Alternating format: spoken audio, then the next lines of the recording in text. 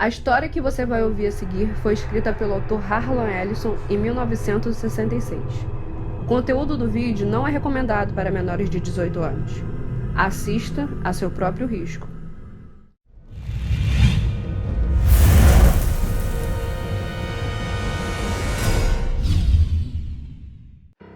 O cadáver de Gorrister pendia flácido, sem qualquer suporte, da palheta rosada, pendurado lá no alto da câmara do computador. E nem se arrepiava com a brisa fria e oleosa que soprava eternamente dentro da caverna principal. Virado de cabeça para baixo, o corpo preso à parte inferior da palheta pela sola do pé direito, não tinha uma só gota de sangue, drenado por completo depois da incisão exata que lhe haviam feito, de um canto a outro do queixo saliente. E não se via nenhuma mancha vermelha na superfície lustrosa do piso metálico. Quando o próprio Gorrister veio se juntar ao nosso grupo e, levantando os olhos, enxergou o cadáver, já era tarde demais para a gente se dar conta que, mais uma vez, a Amy nos pregava uma peça, se divertindo às nossas custas. Um mero passatempo por parte da máquina. 3 de nós vomitaram, virando mutuamente as costas num reflexo tão antigo quanto a náusea que o provocou. Gorrister empalideceu. Foi quase como se deparasse com alguma oferenda religiosa e sentisse medo do que poderia vir a acontecer. "Meu Deus", murmurou, afastando-se logo dali. Passado algum tempo, saímos à procura dele. Fomos encontrá-lo sentado de costas para um dos gelados bancos menores, com a cabeça caída entre as mãos. Ellen ajoelhou-se ao seu lado e lhe acariciou o cabelo. Ele nem se mexeu, mas dava para se ouvir claramente a voz que vinha do rosto encoberto. "Por que ele não liquida com a gente de uma vez e acaba logo com isso? Meu Deus, eu não sei quanto tempo ainda eu vou poder aguentar." Era o 109º ano que passávamos no computador, e Gorrister falava por todos nós.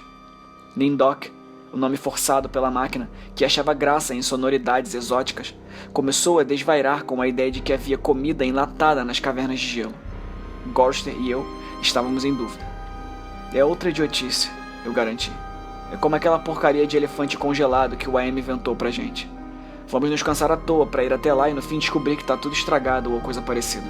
O melhor é deixar isso de lado e continuar por aqui mesmo, pois se não quiser que a gente morra, muito em breve vai ter que aparecer com alguma coisa."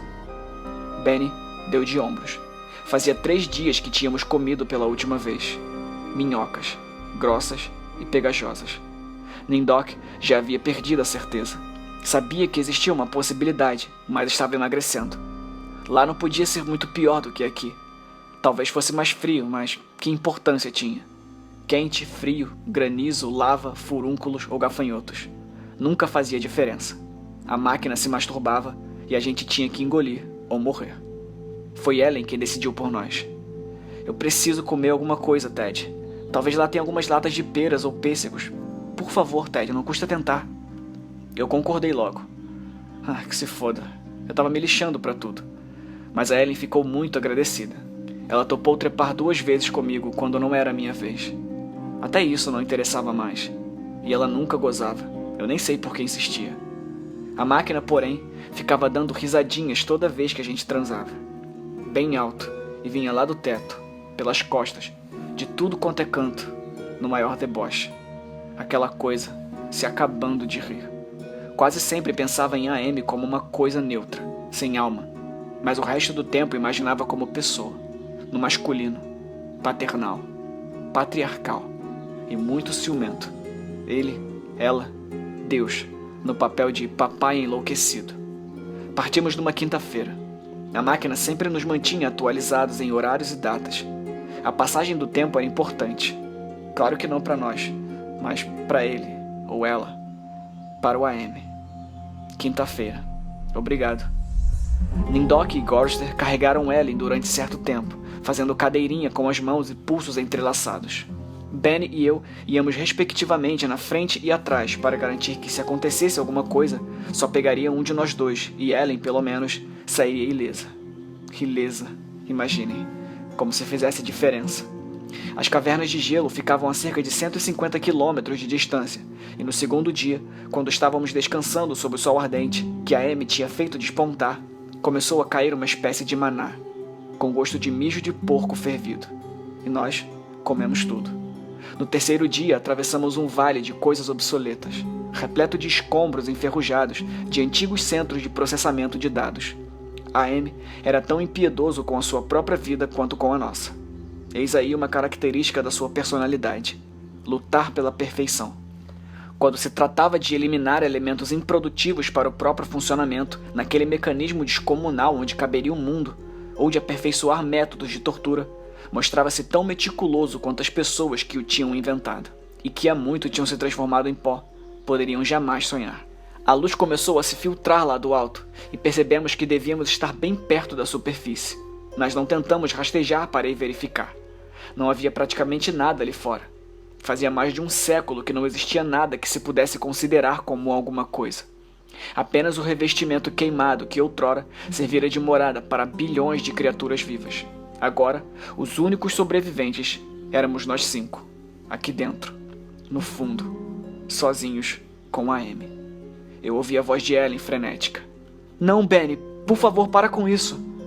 E então eu me dei conta de que já fazia vários minutos que Benny vinha murmurando baixinho.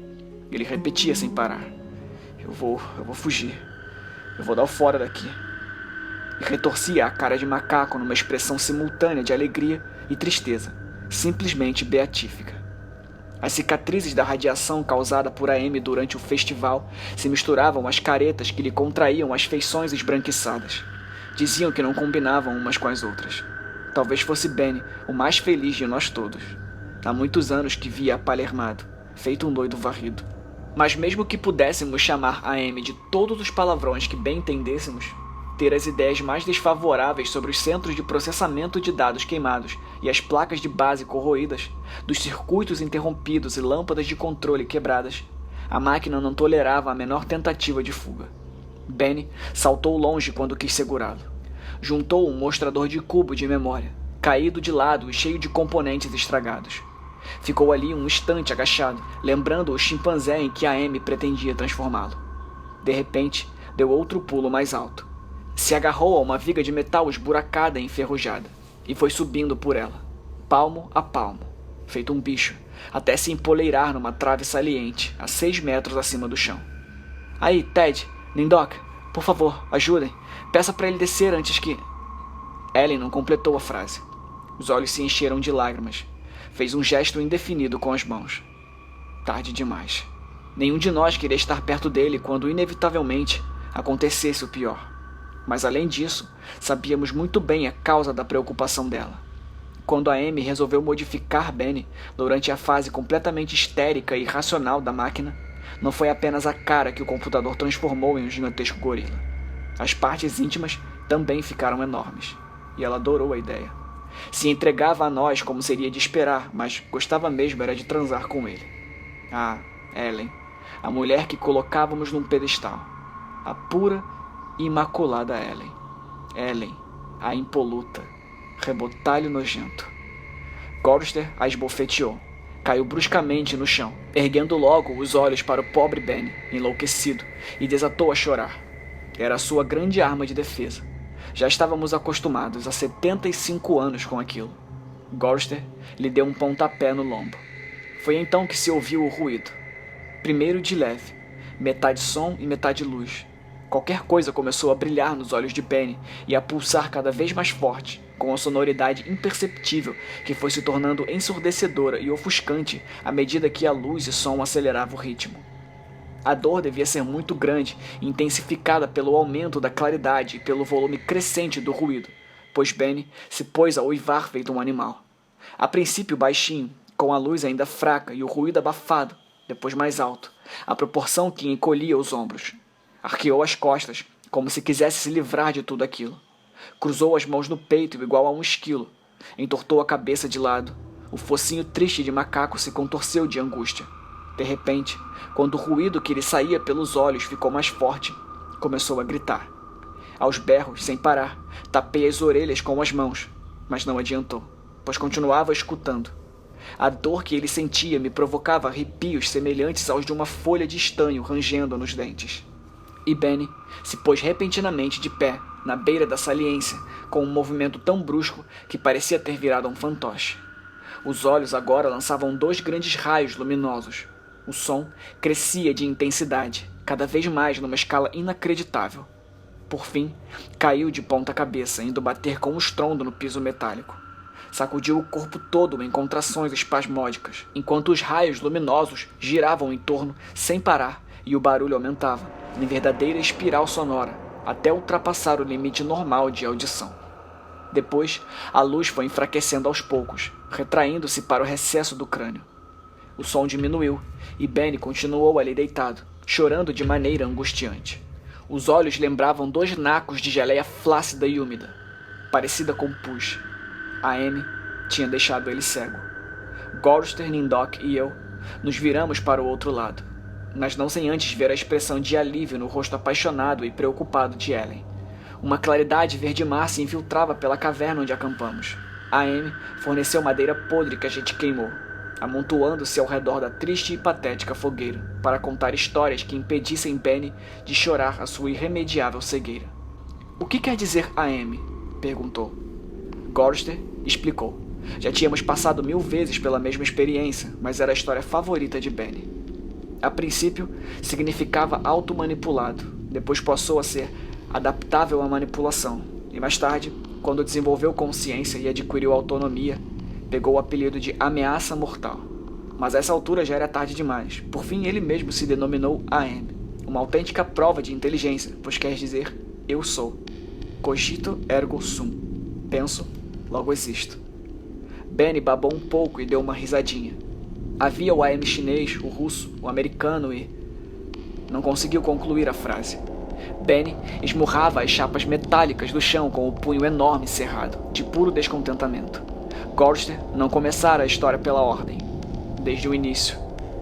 A Guerra Fria, ele recomeçou, degenerou na Terceira Guerra Mundial, que ninguém mais via jeito de acabar. Virou um conflito imenso, muito complicado, e por isso precisaram de computadores para resolver a situação. Puseram de lado todos os existentes até então e se dedicaram a construir o AM. Havia o AM chinês, o russo, o americano, e tudo corria bem. Até que acabaram enchendo o planeta com computadores idênticos, só diferenciados por um ou outro elemento de montagem. Mas um belo dia, o AM descobriu os recursos que tinha. Ligou os componentes e programou tudo quanto era dado mortífero, dizimando a população mundial, com exceção de nós 5, e nos trouxe aqui para baixo.